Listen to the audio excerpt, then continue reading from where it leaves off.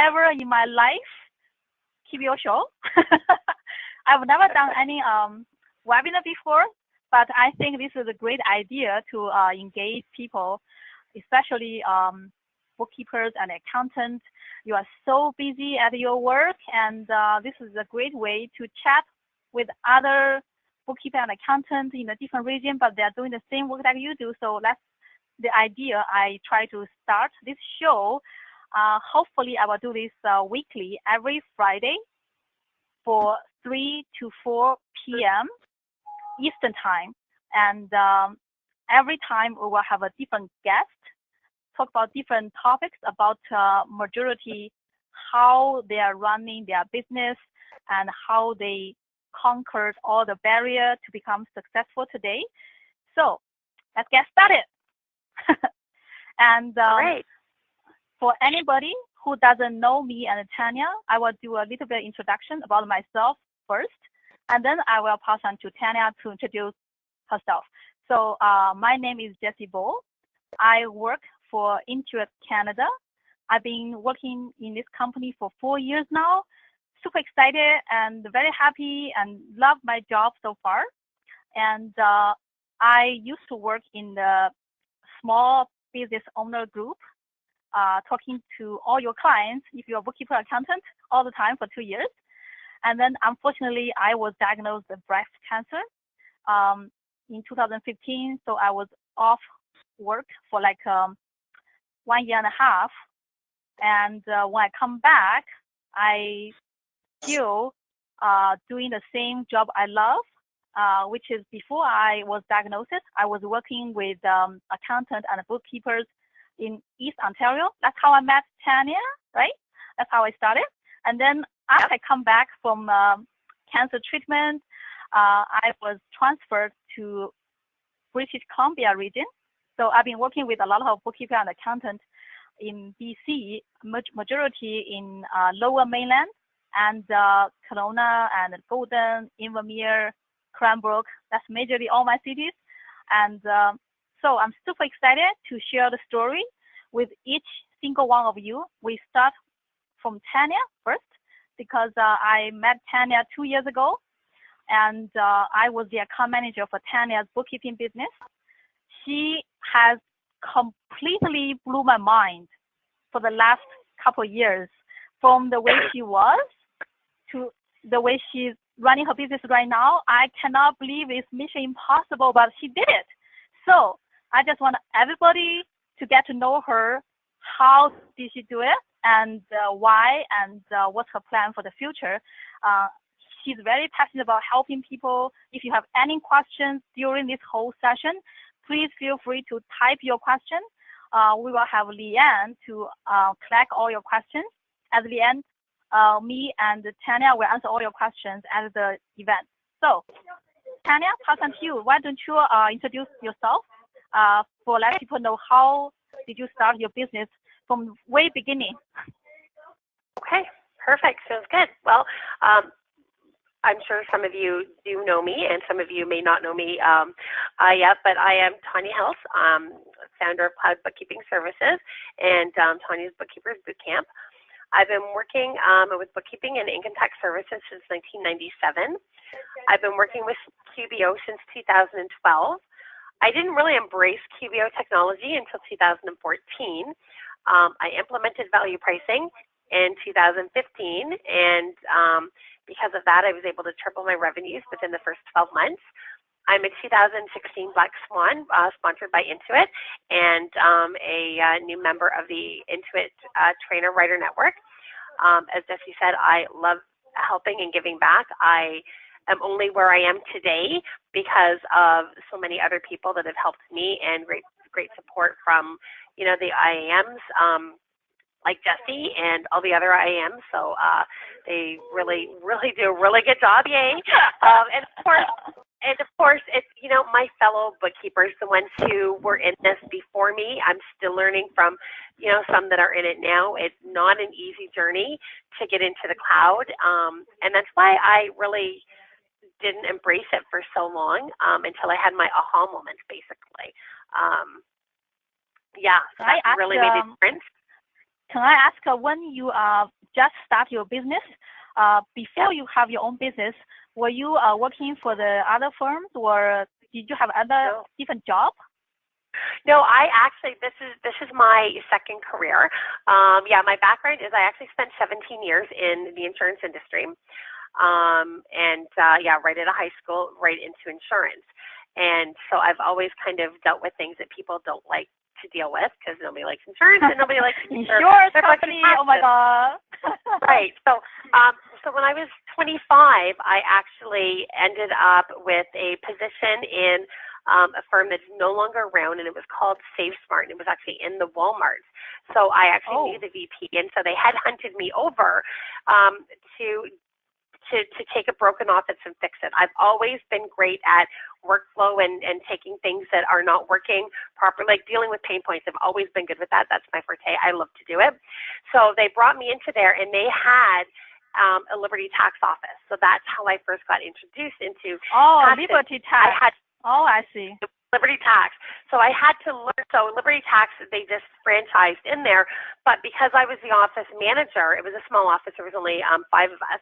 But because I was the office manager, I had to know about taxes to be able to, in my opinion, I couldn't deal with anything until I knew about it. So that's when I started learning taxes. And that would have been in 97 when I started learning taxes. So most people learn bookkeeping and then taxes. I learned opposite. I was taxes first, which I think made the bookkeeping a lot easier because I already understood compliance. I set my chart of accounts up just like, you know, the income tax and business forms on the income tax. And because I knew the compliance first, like I said, I think it made an easier transition into bookkeeping. Most definitely. So then I just kind of dabbled in it, just did things on the side until I had my daughter. And when I had my daughter, I chose not to go back into work. And so my husband said to me, you already are doing this. You're doing this all on the side on the small base. He says, why don't you just turn this into your own business, like a large business? So you were working for the Liberty Tax and do all that in the office as the office manager? No. It was Save Smart Insurance that I was the office manager at. We subbed out to Liberty Tax, so I had to learn that because, again, I managed over the Liberty Tax people. And then I left them and moved out west and went back to the same company. It was Liberty Mutual Insurance, which is now TD Insurance, that I was at. So I went back to there because when I went out west, the company I worked for, it was horrible. So I went back to my roots. And then they transferred me up to Barrie, which is how I got back to Ontario, and then that's when I had my daughter. So I was strictly insurance, but I did taxes on the side. So I had, a small base of less than 50 clients, friends, family. They started referring people over, but a really small base. I helped, help people with their bookkeeping, but it was really small. It was part-time business, not full-time at all. So it was just part-time income. Then when I had my daughter, my husband says, why don't you just do this? Because I didn't want to go back to work.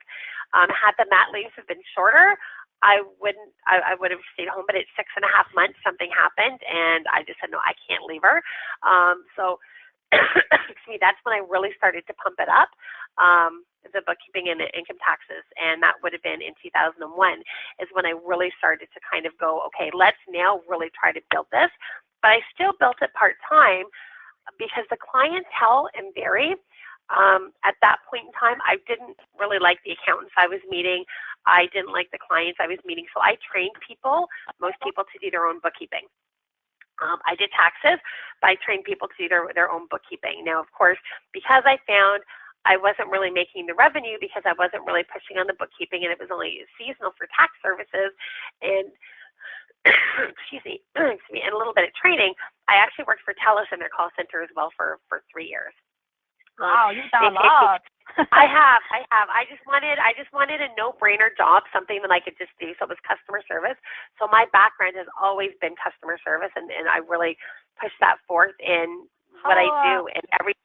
And I think that makes a difference because it's very customer service focused. It's all about setting clients' expectations. And I really push that with the girls. It's, with the girls here, it's set their expectations. If you can't get back to them when you say you're going to, get back to them, touch base and say, you know what, sorry, I didn't get this done in time.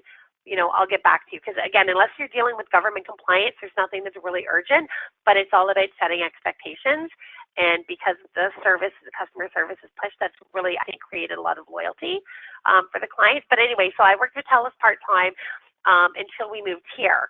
So that was 3 to 4 years. And then when we moved here, I said, I can't work there because I couldn't commute to their office. There I worked part-time from home nights and weekends, and they paid benefits at $22 an hour. If you're going to pay me $22 an hour plus full benefits to work at home, 12 hours a week, I'll take it, right? It worked. It worked. Nice. But then everybody when we wants moved to work here, from home. I know, right? So it's been great. But when we moved here, I said, okay, I need to do something. So I thought I was going to lose all my tax clients. I had 300 tax clients built up at that point. I thought I was going to lose them. And when I started telling people I was going to move, they said, well, that's fine. They'll still stay with me. So this was really my first introduction into the cloud was when we moved here, which was 8 years ago now, because I started providing tax services virtually. So that worked out really well. So I do have a few tax clients that actually drive down. Oh, I just changed it to a next one. Oh, did you want it next? Okay. So I do have a few tax clients that actually do drive down to see me. A lot of them we do it virtually because honestly it started off with what's better than being able to do your taxes without leaving your living room? Scan and send everything over. I mean, we can deal with everything by mail, by email. So that was really my first real introduction into the cloud. But then when we got here, I spent 1 year focusing on that, and I said, okay, now I need to actually really pump up the bookkeeping because I need to be able to make full-time wages because I didn't have TELUS to supplement it. I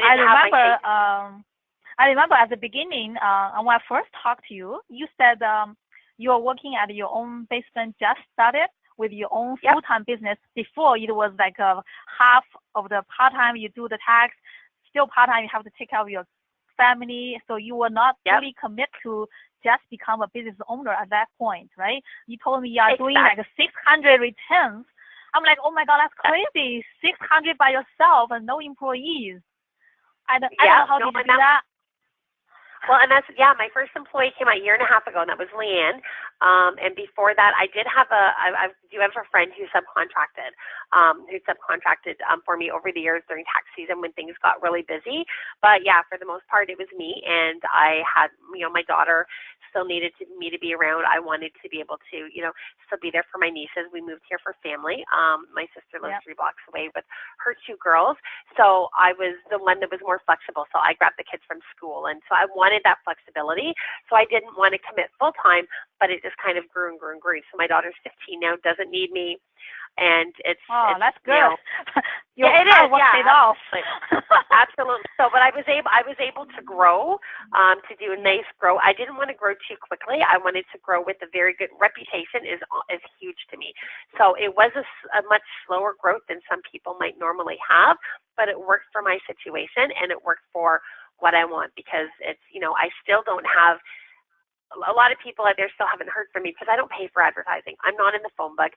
It's all word of mouth, and it's been made by my connections over the years, right? And now with Leanne's connections now because Leanne joins me, and her background is not in bookkeeping. She was my very first QBO client, funnily enough, though. So she was your client, and then you hired her to become your employee? So, she's also family. So, she's also family. So there's, a much bigger connection with that. But she was my very first QBO client. And the business that she did at that point was in social media and marketing. So I was finally able to pull her over. I tried to entice her over a few times. I was finally able to 1.5 years ago. The timing just fit with everything, and I was finally able to entice her over, which of course has helped take my business to yet another level because she's got the experience in the marketing, the social media, the networking, whereas I don't. I'm not as comfortable going out and meeting new people in a sales situation, whereas she is, and that's her forte. So we really complement each other well, but also I had trained her initially on QBO. So she already knew the way that I ran things. So it was a nice, easy transition, even though it's been a big learning curve for her. It's been a much easier transition than it would have been for anybody else. And of course, because we've known each other since I was 19, then we've always had a relationship. yeah, there's only 9 years difference between us, so we've always had more of, a friendship, a mentorship type relationship anyway. So it's worked really, really well. So before you get Leon to help you,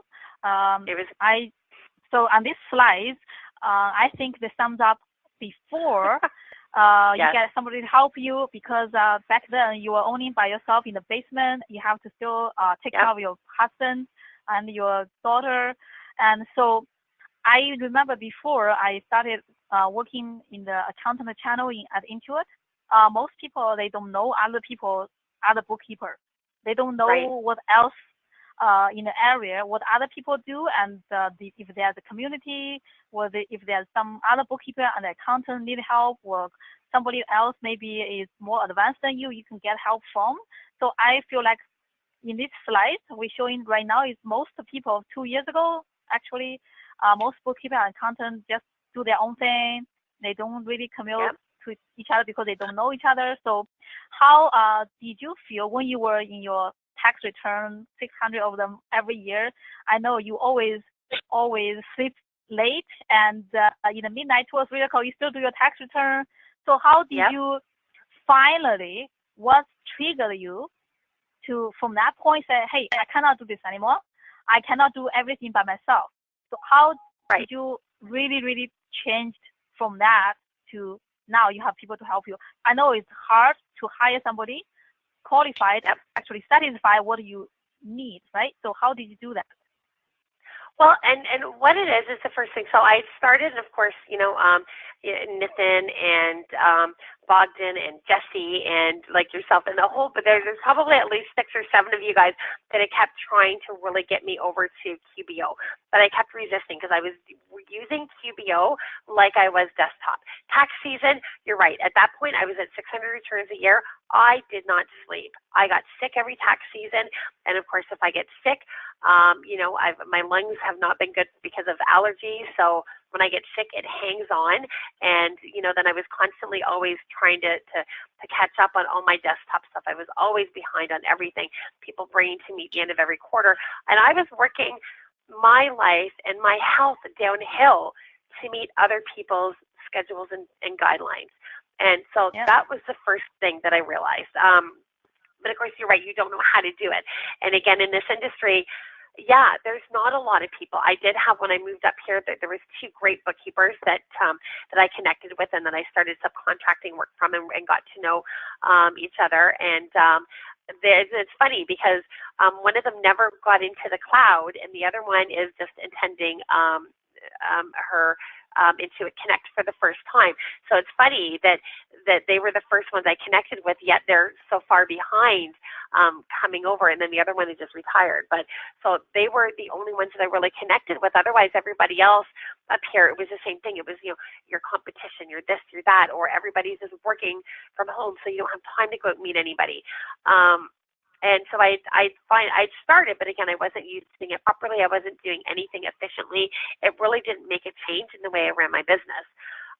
So Jenny Moore had actually onto the Intuit site, and I guess had taken a look through and had seen, okay, who is QBO? And I guess she reached out to everybody by email who is QBO, sent out an email saying, hey, I see we all do the same thing. I think it would be nice to get together. We're all in the same boat as a support group. I think Jenny had said that she probably reached out to about 20 some odd people. I think I heard the number. Wow. And she responded, and that was myself and Tamitha Deniers were the only ones that actually responded. So really, how many people? Jennifer Moore Fine from our website actually reached out. Well, this is. I think it was like 20 some odd. I'm not exactly sure of the number. So we arranged a coffee meeting. Tamitha couldn't make it, but Tamitha and I had a very long conversation over the phone. Jenny and I met for coffee, and we said, "This is great. Let's do it again." A year later, the 2 of them became really good friends. I was still too busy to even meet anybody for lunch and sick and whatever, because it really didn't change anything that I did. So they reached out and they said, okay, it's been a year since we, did this. Tanya, you really need to come because this is ridiculous. So I said, fine, okay, let's go. So Jenny actually grabbed me by the hand, took me in.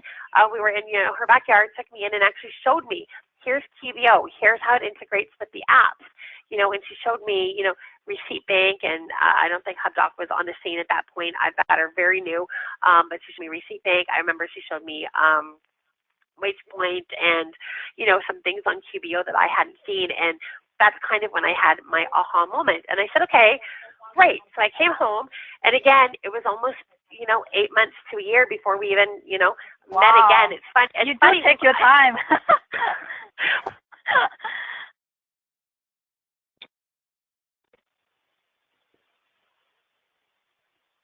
Hello? I couldn't hear you. Hello? Uh-oh. Tanya, I cannot hear you now. Hello? Hello? Tanya, we've lost your sound. Tanya? No, we can't hear you. Oh, okay, I can hear you now. Oh, what happened? Okay. I don't know. All of a sudden, the go-to meeting started talking to my ear, and I've never had that before. So I don't know what happened. So I apologize, everybody. Okay, yeah, okay. So, it's our first session. Yeah, we'll just keep going. Technical issue. Joe's there. Joe says hi. Hi, Joe. He says hi, Tanya and Jessie.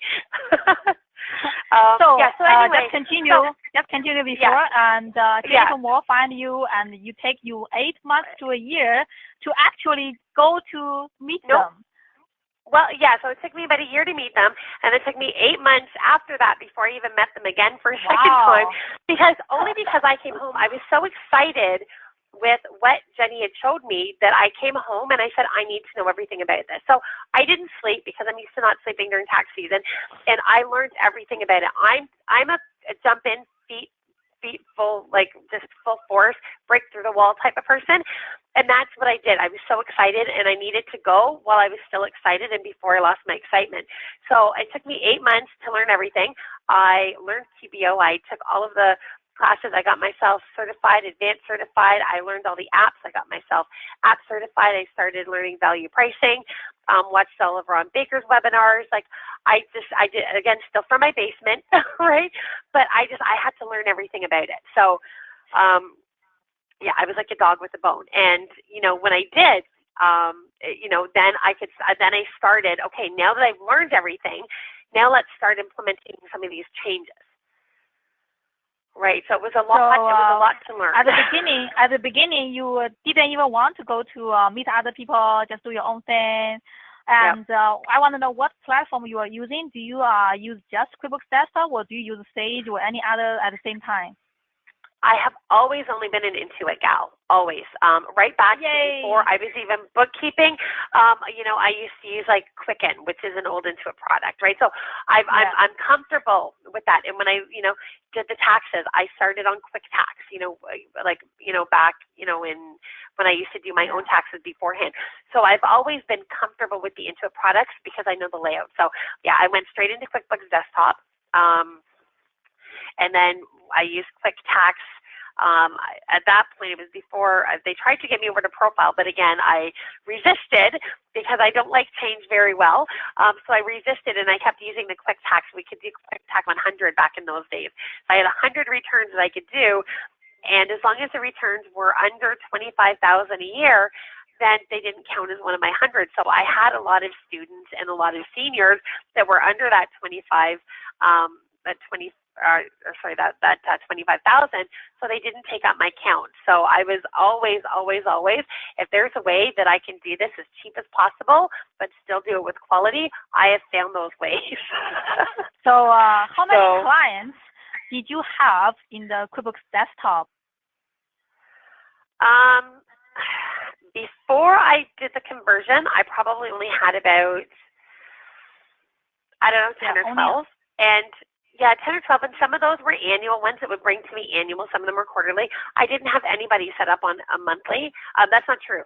I had 2 of them that were regular. One of them I go to their office every 2 weeks. The other one that I'm there once a month. And then, so I had 3 regular ones, and everybody else out of the 12 were just kind of all over the place, which is why when you have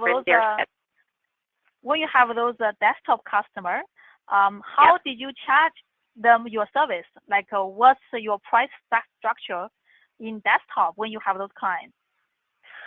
When I started at $20 an hour. So it was hourly. $20. It was $20 an hour. That was 2012? 2012, I probably upped myself to $25 an hour. Oh my goodness. So by 2012, I'd up myself a little bit. Yeah. So, but it wasn't much. For 25 an hour. Yeah, per hour. And that's for all your desktop customers? Yep. So when you charge them by hour, and you are doing all those books and the payroll on QuickBooks Accountant Premier Edition, right? Yes. So does your client know anything about what do you do at all? When you do everything on the desktop, you charge only $25 per hour. Do they think is something they can do, or? No, they didn't. Because they dropped off to me. They dropped off to me, and so some of them I had the QuickBooks copy here, some I used their copy in their offices. But no, they couldn't. They didn't even really know. I didn't pull the proper reports. They just, as long as everything was done for their taxes, that's all they cared about, and they could ask me questions here and there, and as long as I could give them the answers. But they weren't engaged. They weren't engaged at all. They had no idea what it was I was doing, why I was doing it, how it could help their business. It was none of that. So it's so for $25 per hour, do they think that's good value? That's pay too much, even $25, because they think it's maybe just a piece of cake, just drop you a bunch of paper, all the receipts, then you can just enter it. That's it. And they even think $25 might be too much to pay. Some of them did. Some of them were like, and again, I've gone by referral. So some people were referred to me, and it was, for the most part, it was okay. This area, of course, does demand a little bit less than than Toronto would demand for an hourly wage. So it was okay. I did have some people say, no, that's too much. They only wanted to pay $15 an hour. But it was because, again, they didn't see the value in it. I was data entry. I was entering receipts that they felt any monkey can do type of thing, right? That, oh, no, anybody can do that. I can hire a monkey to do what you do. You don't need to think of what you do. You just need to enter it. And I did have somebody say that to me, that, oh, any monkey can do this. And my response was, well, then go ahead and hire a monkey. Like, I don't know what else. Like, great, go ahead. Go, hire, Mr. Bozo or whatever, and, pay him in bananas, like, whatever. So how many hours do you spend for those clients winning on the desktop? So when you just have a desktop, you have those 12 to 15 clients on desktop, how many hours you spend actually for their book every month, roughly, average? I don't know. That was so long ago, and I've honestly blocked that part. I've blocked that part of the history. So I probably, back then, don't want to think about this. I know. I mean, I was probably only billing, honestly, about $1,000 a month at most, I would say. For all of them? Yeah. Yeah, because again, some of them might have been quarterly, some of them were annually. They were my shoebox ones, right? So I was probably only billing about $1,000 a month in average, which is why I loved tax season. Because I'm like, great, I can make some money during tax season that'll carry me over for the rest of the year, right? Yeah. So you have all those clients for years and years in desktop. How many years you work on desktop before you start using QBO? I was working in desktop in 1997. Again, back in then, I chose not to. I had like one or two small clients. Otherwise, I taught people how to work in desktop back then. I taught them how to work in desktop and Excel to do their own books. But it wasn't until we moved here 8 years ago that I really started to actually taking on actual bookkeeping clients. So when you first started with hanging out with Jennifer Moore and Tamantha, they told you about QBO. I know it took you a while to get used to it because QBO and desktop, they are completely different. I say, somebody told me you shouldn't even call it a QB, whatever, because it's completely not QuickBooks in their mind, because QuickBooks desktop and QBO is completely separate stuff back then 2.5 years ago when you just started. So how did you make a decision, say, I maybe give it a try, and other than Jennifer Moore and Thomas, I told you, you still take another 8 months just to try to make a decision, right? So what point did you decide, okay, I'm going to commit to this? And why did you do that?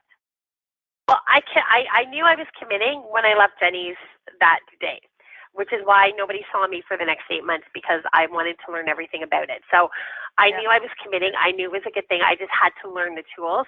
And I'm the type of person that unless everything is ready and I'm 100% good to go, I'm not going to introduce it into my business. So I needed to make sure that I had, my stable platform. I need to make sure that I knew it. I don't like to, to test on clients' accounts type of thing. So I worked on my own account, and I worked, and made sure that I got that set up while I still ran the other ones. And I didn't start actually changing clients over until 2014. So it would have been sometime in, 2014 when I started. So 2014 is when I started actually moving. So 3 years ago, 2.5 years ago, is when I started moving my first clients, my first clients over to the workflow that I had now created for myself. I'm like, okay, it works. I've spent 8 months learning this stuff. It works. I like the way it works. Now I'm good to go and start moving people over. Because to me, if I'm moving, I don't want to move people over and do trial and error, because what if I mess up? What if the client, isn't satisfied? So I wanted to make sure that I had everything good before I started moving over. So it's only been 2.5 years. How did you start to move a desktop customer? You do one by one? I did one by one, and I just kind of started reaching out to them and saying, you know what, I really think that this is going to be good. Some of them really didn't care because they just dropped off to me. They had me to see the book, so they really didn't care how it was that I did it or what platform I used. So some of them didn't even know they were being changed over. I just basically, said, hey, I've got this new thing, and I can email your reports, and I can do this, and I can do that. So I just started engaging a little bit more. And some of them I did actually sit down and say, okay, here's what we're going to do. I'm going to suggest that we move you over. Not everybody liked it. A lot of people resisted. I was curious, how did you start a conversation with the clients? Used to have years and years data with you in desktop, and suddenly you made a decision about your business has to go cloud. And then how did you even convince some of them to move to QBO? How did you do that? Like I said, the ones that I did everything, they didn't care. They could care less one way or the other what I used. So I ended up basically, I just ate the difference on their $10 a month or whatever for their software. Their software charged at first just to be able to get in and to be able to use it. Then when they kind of saw the benefits, I said, okay, now yes. So now here this is. We're gonna leave it here, and here's the cost. I just charged them the wholesale cost. At that point, it'll be added onto your bill. Are you agreeable to this? And they said yes, because at that point they had seen the benefits in some of the things that I'd been sending. So like how much the reports, time, and that I could access it. How much time you have to spend with a client when you start conversation? Hey, I want to transfer my model from here to there, and this is the price agreement for the future for your service. This is my new agreement. How long does it take to actually convince the customer to accept it? Well, what I found is that some of my clients were like, yeah, no, I like the way that it was now. I don't care what software you use, but I just bill me hourly. So I still do have 2 hourly billed clients because they just, they're some of my old clients. They've been with me since the beginning. The loyalty is worth more to me than forcing them over. However, the other existing clients, what I found is that, again, now trying to change them to the value pricing was not an easy conversation because my hourly rate was basically going up. So what I did is I sat down and I said, okay, my existing clients, let's just take the total amount that that I've billed them in the last year, add it together, divide by 12, and I give myself a 10% bump. And so I presented them with that. And that they were okay on. And so now every year I just up them by, like 5% or whatever, and that they're okay with. They were okay with that. So to go in equal billing. So it was more an equal billing versus value price. But I found that was the way that I needed to do that to be able to keep those existing clients. So some of them I didn't want to keep as I brought on new clients. So everybody knew I only quoted on the value system. I only quoted them value price. I only quoted them QBO. I told them flat out, I only support QBO. So how many clients you actually lost after you transform your complete model to QBO cloud-based bookkeeping? How many clients you actually lost? I've lost 2 because they didn't like this. They say they didn't like the system, but I don't think it was set for them anyway. They were the ones when I still was bringing on when I thought when I just needed more money. I wasn't as selective as who I brought on in the process back then. So I did lose 2 for that, which is fine. And then I myself fired or got rid of by telling them I'm not supporting it anymore. Yes, I got rid of about another 4 or 5, I think, but not until I had the income replaced. So once I had the income replaced, I let them go. And that wasn't until actually I started mentoring with Ron Baker. And Ron said, he says there's 80-20. He says 80% of your income comes from 20% of your clients. Go home, work it out. You need to start firing people. And so that's how you fire your client you think is no longer fit your direction of your business to go. So you fire them, and 2 of them, they don't like it. So after you have all the conversation, how long does it take for you to find the new client, which is the one fit into your new business model? How long does it take for you to find a new qualified, more profitable client? Until Leanne came on board, and of course we've still been doing some restructuring this year, I really only brought on about 5 or 6 clients a year. So because, again, I don't pay for advertising, I am not as visual out there, and it was all by word of mouth and referrals with the relationships that I built up in town with either my existing clients or with some of the bookkeepers or accountants that I dealt with and reached out to. So I didn't take, I really, didn't take on a lot. I closed, 90% of my quotes I closed, but it's, again, I wasn't really looking because I was still trying to work with things. I don't want to take on too much work, and I did get a lot of backup, a lot of catch-up work involved. Now our process is very different. So now Leanne is the one who does the networking. Again, we don't put a lot of money into advertising, but she goes out and she's part of the women's sales and networking. She's part of the Chamber of Commerce, so we do pay for those memberships. She uses Alignable, which is something that she just had a great coffee meeting this week or something. So we use a lot of that, and she's out in the community, spends so much time just sitting down and forging relationships with people in the community. So those types of things, they take longer for us to get the sales because we have to really build it. But now we're starting to get to the point where now that she's spent, the last year out there working, we're getting stuff coming through the door. We're quitting 3 this week alone. Out of the 3 that we're quitting this week, we're 2 of them, we're very sure that they're down pat. So we're having those meetings next week.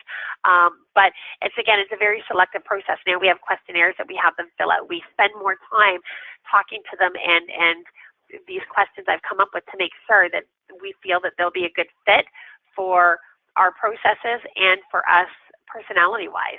Because now I've got the experience and I know the type of personality that I want to deal with.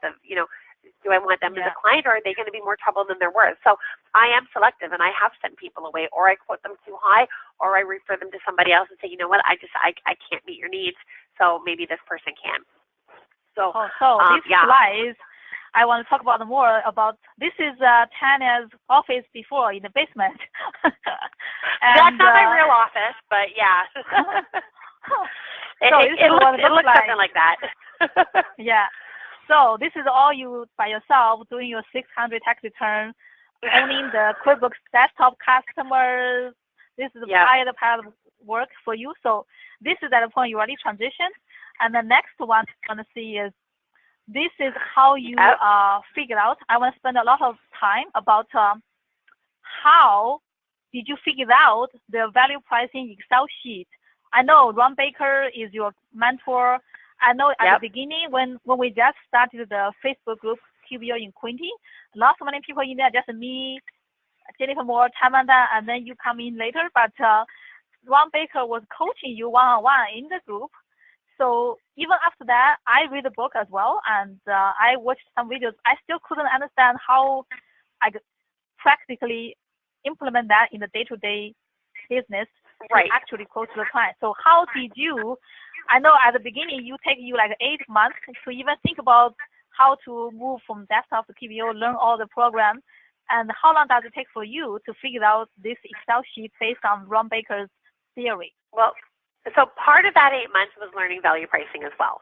So, so like I said, yeah, so that 8 months, there was a lot of learning. So I learned the value pricing. Now, that was before I got the mentorship with Ron as well, because I'd watched all of his videos. I'd watched Mark Wickerson's videos.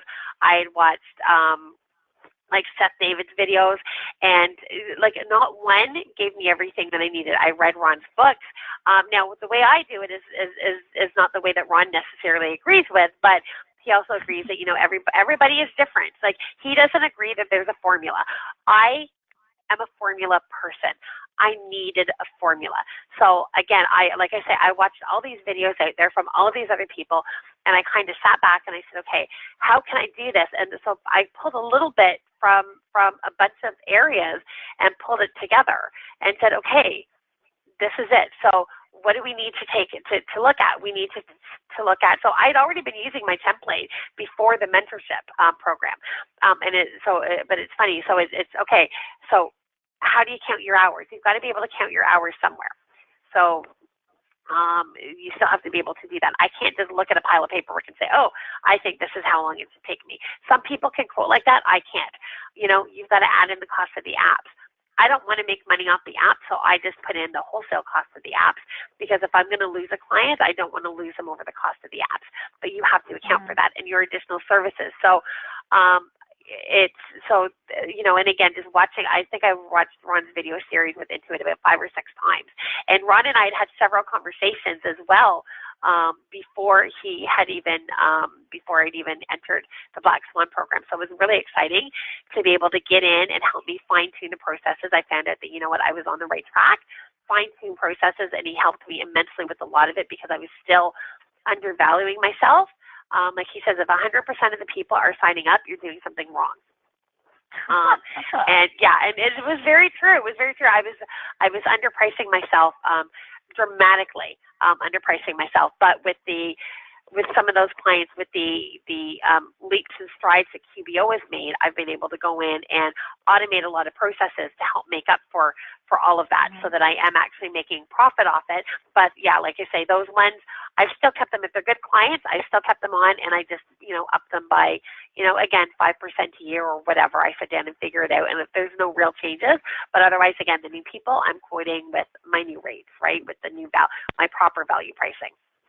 So how did you, so when you have your Excel sheet based on whatever service you provide, based on PBO and apps, so how hard was the conversation when you start bringing this to your existing customers? I know the new clients, you can just start fresh. This is how I do things. Right.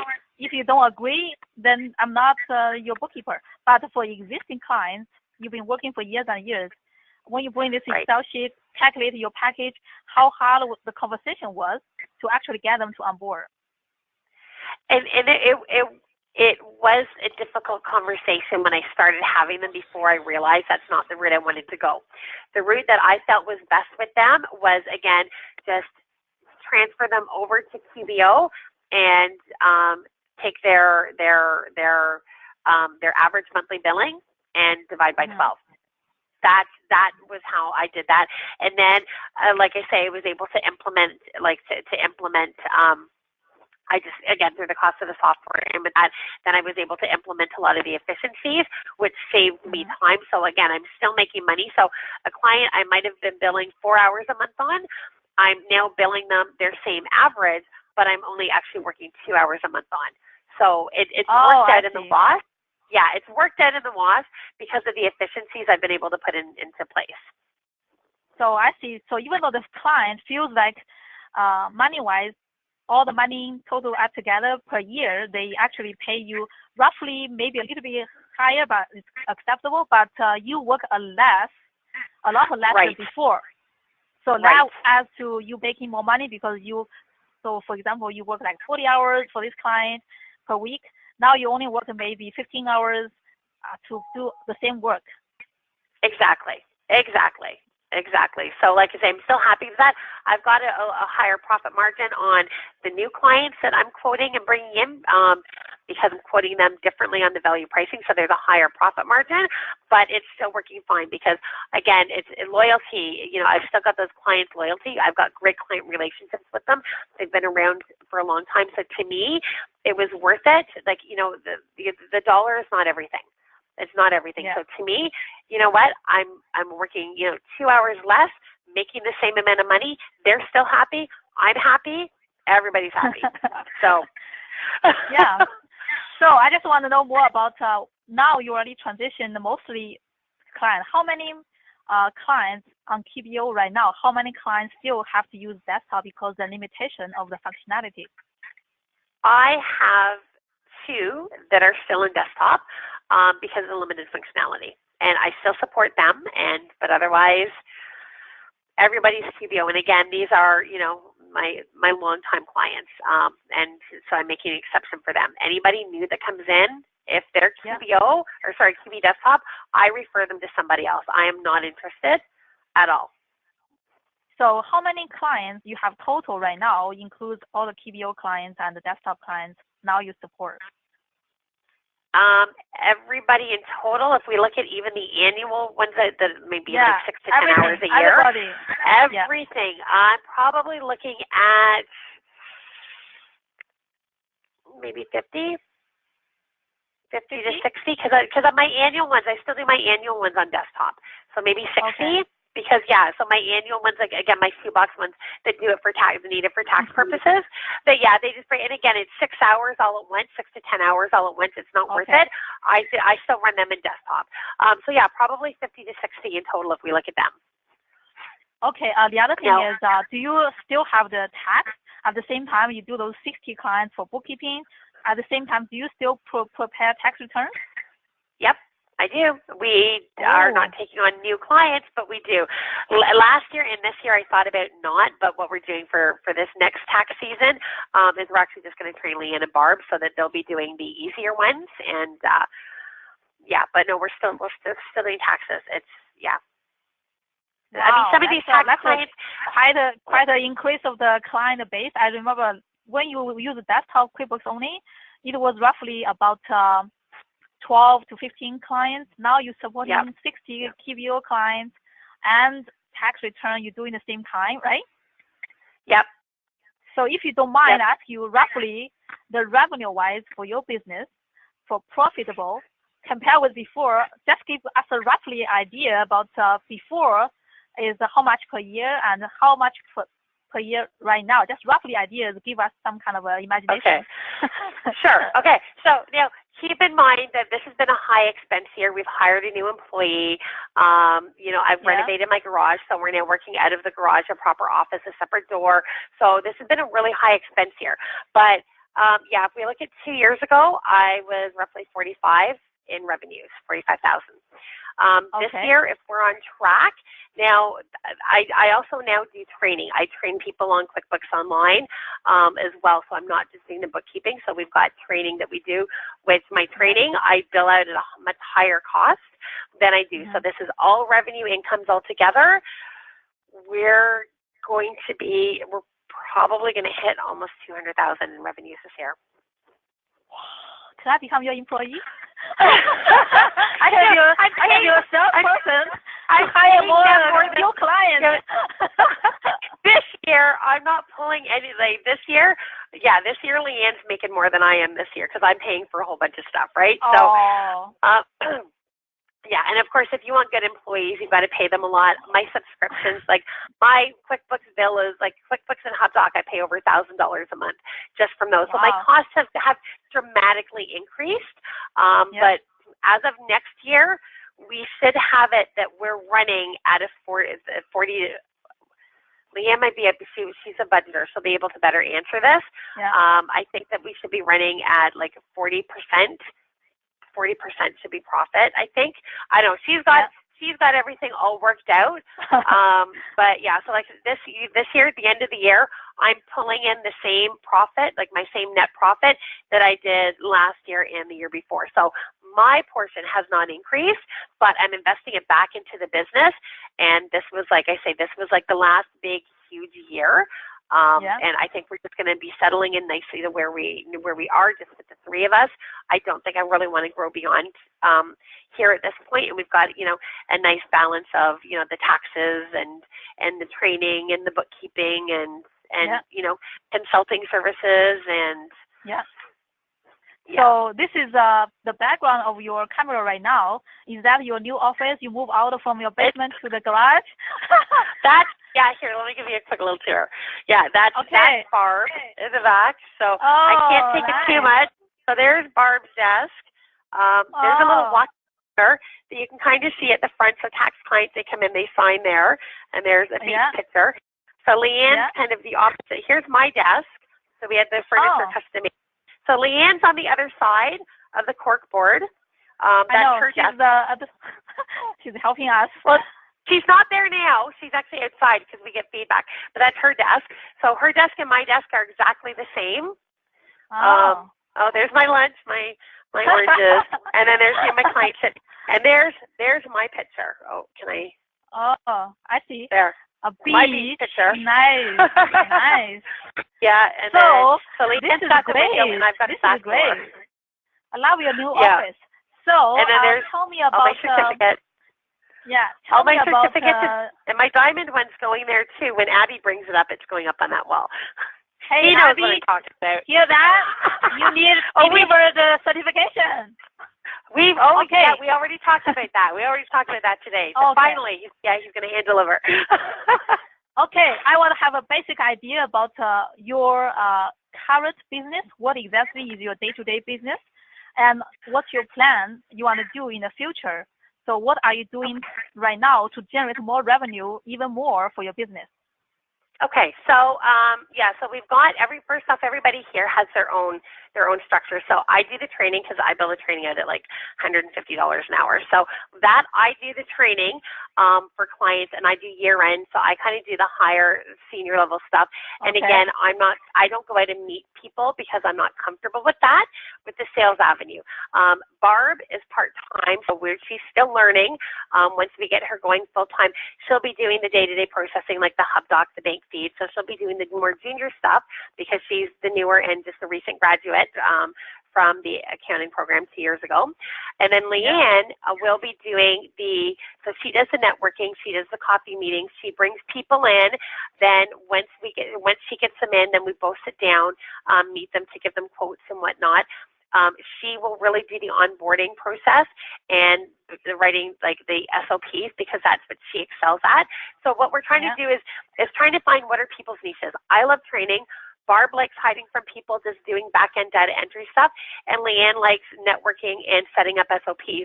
So we're trying to, and of course you need to be doing the onboarding. So Leanne and I will work together with the onboarding to again, I'll do the basic setup, but she'll work with the processes of it as well, and then she's started doing some training as well.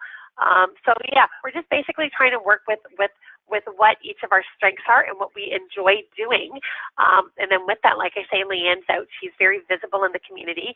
We hold free seminars monthly. She does one of them, which is because our niche, I guess, if we have a niche, is small startups or entrepreneurs, solopreneurs.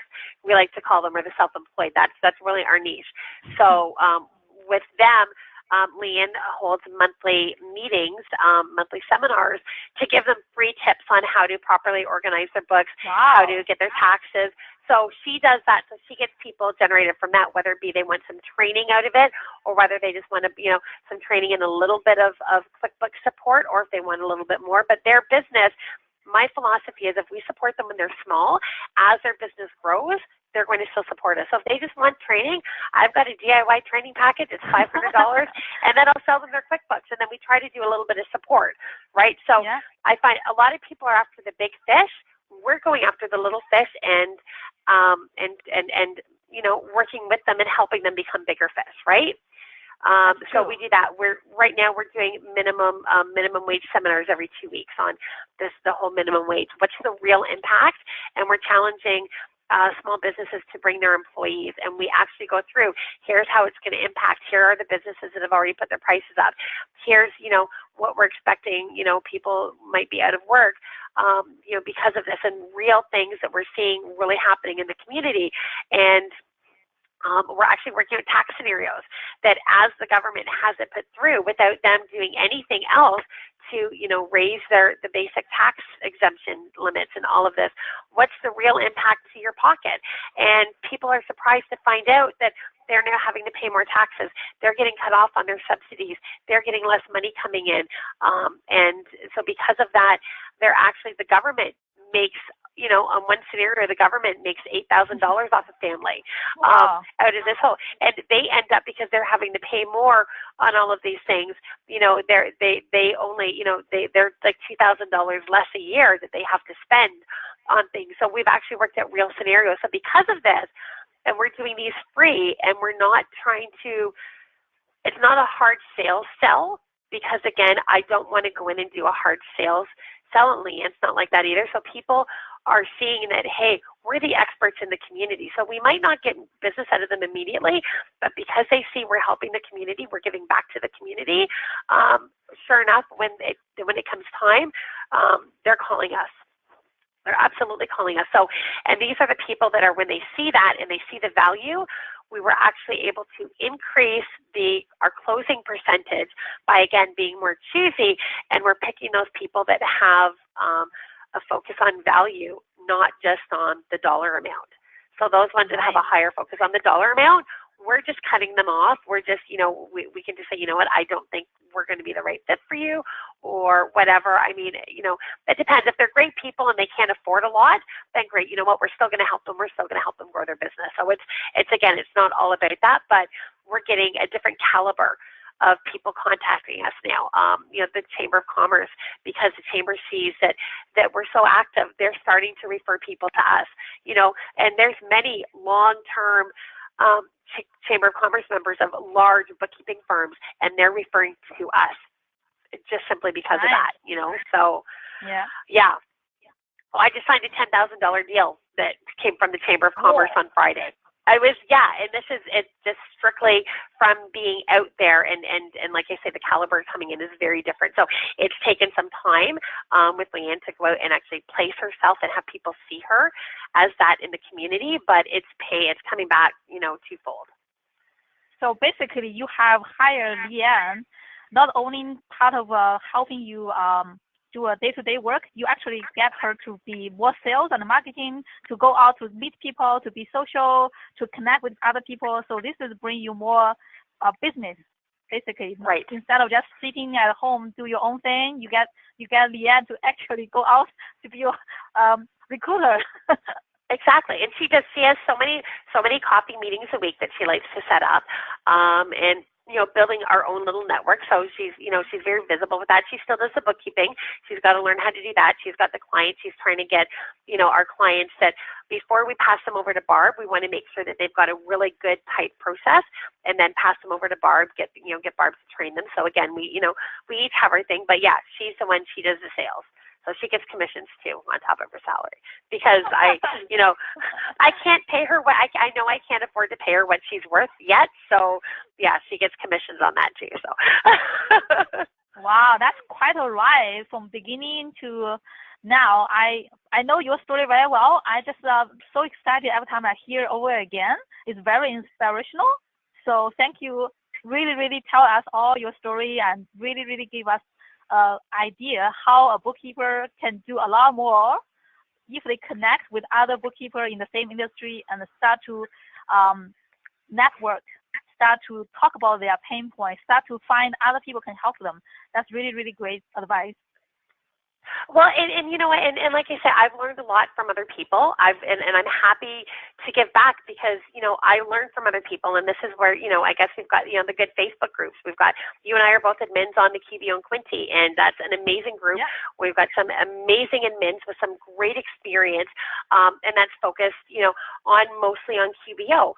I've just started another Facebook group or that I'm an admin on, Bookkeeper's Corner, which is the difference is, it's not focused on QBO. It's kind of like those other, the SAGE people and some people that might need general advice and general help, but they're not QBO. And you know what? Hey, if we can get some of them converted to QBO while we're there, when they see, if they say, oh, well, SAGE doesn't do that, but QBO could do this, I mean, hey, we can get some more people out of it, and that's awesome.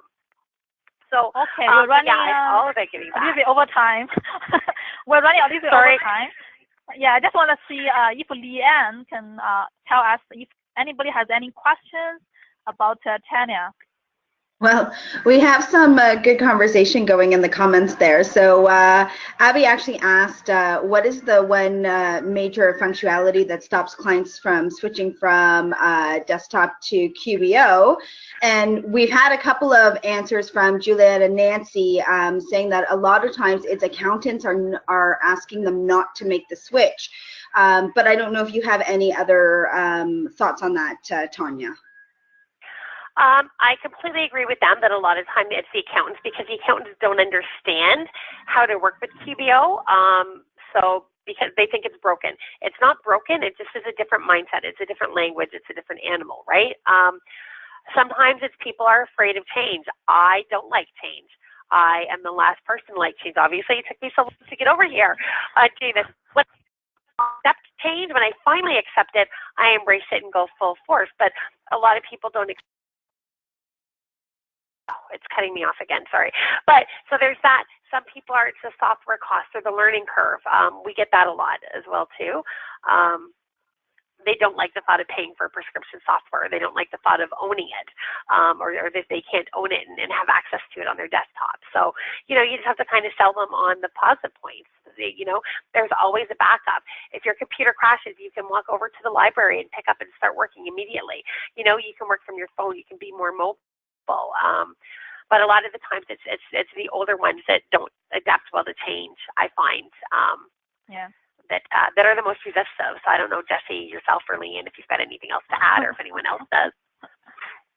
Well, I find about most people who adopt to QBO and whatever, any other cloud, even FreshBooks, Wave, and Xero, most people who are early adopters, they are actually the bookkeepers. Yeah. The accountants, they are more a group of more resistant than bookkeeper. I guess because most accounting firms, they do not do day-to-day bookkeeping. This is not their major focus.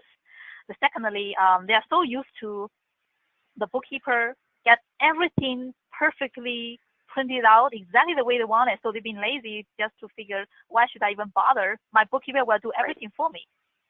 Yep. That's what I feel. Yep. No, and you're right. They use different software. They're not in a day-to-day.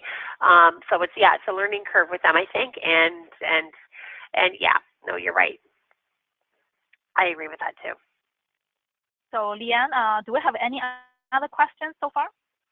No, there doesn't seem to be any other questions today, but Nancy says, thank you for sharing, Tanya. Very inspiring. Oh, that's nice. So if we have no questions, I just want to show this page about Tanya, what she's doing right now. She's running a boot camp to coach bookkeepers and other startup owner wants to become a bookkeeper. So you can check out with her webpage to see if something can help you. Yeah, so it's on workflows. It's actually, because it's I don't want to, this part of it, the boot camp, I don't want to teach people bookkeeping. I don't want to teach them software. I expect them to know their tools and to know how to do their job, basically. This is all in workflow. So it's the efficiencies there's efficiencies that, like I said, I've been able to pull into, like everything is automated. I've taken advantage of minimal software. I don't have a lot of software other than QBO and HubDoc. They're my main costs, but I don't have a lot of software. So I've been able to work with a minimal budget to be able to maximize and automate so many processes that literally it has saved us probably 10 to 12 hours a week, on top of already the savings that QBO has been able to bring out, so that we can, or maybe 10 to 12 hours a month, actually, probably not a week. That would include the QBO ones. But it's been enable us to then turn around and, get our money faster and spend more time with those clients, or go out and bring more clients on, or spend more time on the beach, or whatever. So it's all about the efficiencies. Because as I said, even back in my previous life, I've always been an efficiency expert. So Sherry Lee Mathers said to me at one point, she says, I need to actually call it logistics. It's all I'm dealing with workflow and logistics. Because I've had so many people ask me, is this anything like the mentorship program? It is not. The mentorship program is amazing. Jenny and Juliet both do that. And if somebody is looking at that, it's, new to the cloud, absolutely. It's a great course. This is nothing even remotely the same. It's on workflows, your existing internal workflows. Okay. So how to qualify? Yeah. So how to qualify in order to become, even get involved to your bootcamp? Because the people, if they just started, they don't know anything about it, may not be a good fit, for my understanding so far. So, absolutely, and I have sent people to look at Juliet's and at Jenny's, because as far as I'm concerned, it's a minimum of 2 years bookkeeping and a minimum of 1 year in the cloud, because again, you need to know your processes, but it's also very fast-paced, so you need to be able to have time to commit, and there is homework to do, and I'm going to help them implement all these changes. You're going to have the blueprint. You'll be able to copy and paste, anything that you want to use, but it's you really need to be ready. So both Leanne and I actually spend time talking to the person and making sure we can help them, because I want to be able to say I've got a 100% success rate. And if somebody is not in the right mind frame, then this isn't for them, and maybe they need to look at, again, Jenny's or Juliet's, and because each one of us is something very different for very different people. And I'm sure Juliet will, if she's still on here, she'll say the exact same thing. What she offers is very different than the mentorship program, which is very different from here. It's different people and what they're looking for, right? So I heard you are coming to IPBC just 2 weeks now. So I know. IPBC, are you doing something at IPBC to present, or gonna meet people there? We're going to be there. Definitely, I'm bringing the whole team. I think it's important that Leanne and Barb get out and see what everything is like. So we're going to be there. We're bringing stickers for boot camp, and we're going to have some Twitter contests going on. So absolutely stay informed for that. But we're not there as an official vendor, and I think I am going to be up on stage at one point, very briefly. Well, one with the Black Swans. First off, I'm going to be doing a session with Ron Baker and the Black Swans as to how that changed everything. And then I think Scott Sanderberg's asked 10 minutes and kind of talk about, again, some things like my aha moments, what's really made a difference, and what my aha moments were. Okay, so let's wrap up for today. And this page shows all the contact info for Tanya and myself. So we are going to post this recording on Tanya's website, and also I will create a YouTube link for this recording for anybody who might want to rewatch it, or you want to share to your friends or business associates you think they might benefit from this session.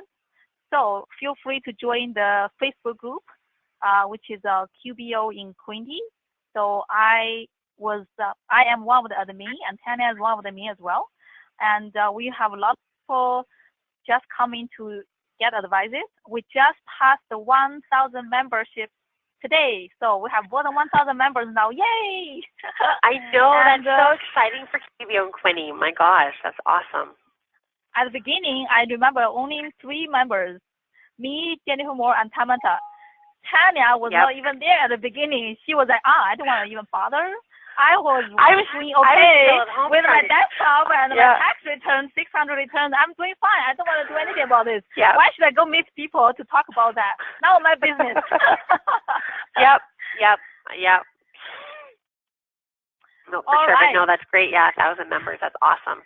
That's awesome. Yeah, so, you guys, you and Jenny and Tamitha, great idea with that, and it's a great community. So I think this is it for today, and a little bit heads up. Next Friday, same time, 3 to 4 p.m. September 15th, we have another guest to talk about another journey about their business. So stay tuned. I will post the information on social media. So if anybody interested, please call me or email me or find me on Facebook, Twitter, LinkedIn. I'm all over the place. Awesome. Yes, All and right. I can't wait to see the next one and hear everybody else's story. That's great. I love this. This is a great idea, and I hope everybody enjoyed it. And Julie actually just there's a few notes. So I want to say, Nancy says thank you so much, Jessie and Tanya, and Julie says thank you for putting this on, Jessie, and wonderful to hear your story again, Tanya. Thanks, Julie. Each time I hear it, I gain more insight into your success, and hopefully with these, Jessie, that you'll be able to again have different people sharing their stories, and hopefully it can help a lot more other people out there to be able to achieve the same successes, right? So I think that's your goal from this. And so my major goal is make this chat as a regular routine every week. So different people have a different story. Maybe next time you can come back, Tanya, talk about some other major workflow you are already implemented with your clients. So we want to do this virtual chat for all the people, just in case they have any further questions they haven't think about today, but they might have some questions where they are doing the transitioning at the same time. So stay tuned, everybody. We will keep doing this every week, every Friday. It's our talk show from now on. Awesome. Great. Perfect. All right. Thank you, Tanya. And this is it. You can stop recording now. Okay, perfect. Thank you, everybody. Thank you, Jessie. I'm very honored to have been asked and to be your first one. Mind you, it was just calendar-wise that it worked out that way, but but that's wow. great. Yeah. We did it. Perfect. Yay. Yay. Awesome. Okay, well, thank you so much again, everybody, for attending, and thanks again, Jessie, for having me. Okay, so send me a recording afterwards, and so I can post it. Absolutely. I'll get that. I'll get it off sometime this evening. It takes a little while to convert. Okay. Yeah. Okay. Thank you. Great. Thanks, guys. Take care. Bye. See y'all at IPBC. Bye. Bye. Bye.